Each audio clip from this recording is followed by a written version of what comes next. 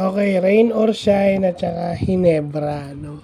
Game 2 ng semis nila. So, itong game 2, makikita natin na dumiin ang Hinebra from the start.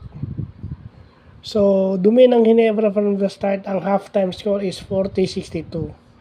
Pero dahil sa longer rotation at mas bata itong Rain or Shine, humabol sila. Actually, typical na na-outscore ng Rain or Shine ang Hinebra sa fourth quarter.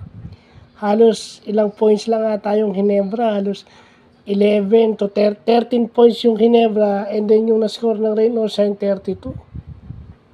Buti na lang maganda yung first half nila at yung kanilang third quarter, maganda yung first 3 quarters, may puhunan.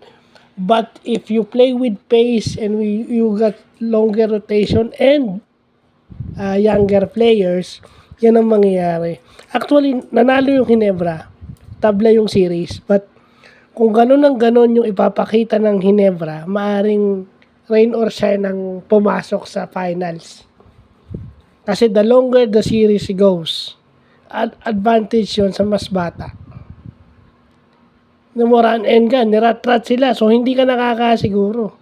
And, may instance na tinamaan sa ilong itong si RJ, dumugo ang ilong nito. So parang nabawasan yung efficiency niya dahil nasaktan siya. At kasi wala ka namang ginagamit sa bench na wala ka namang ginagamit na iba, di ba? Even si Justin Brownlee, inagawan ni Jonard Clarito. Masipag dumipensa ang Rain or Shine, they are digging on defense. Kinukulit ka nila dahil sila ang, may lakas pa sila para magdig sa depensa. At yun yung philosophy ni Coach Yengiao. Trumabaho ka sa depensa. Aside from Ralph Koo and Nards Pinto, wala ka nang makita. The only advantage that Hinebra had is Japet produce, Troy produces.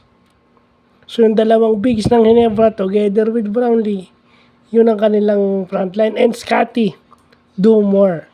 So, si Brownlee is 30 plus points game 1, 30 plus nitong game 2. So, the longer the series goes, bumababa na efficiency ni JB at maging itong si RJ. At napipressure din to si RJ kasi sila yung kinukuyog ng depensa. Hindi ko lang alam kasi kahit meron kang 25 titles, hindi pwedeng binabangko mo lang yung players mo, tinahayaan mo na masira yung mga karir nila. At ilan lang yung ginagamit mo.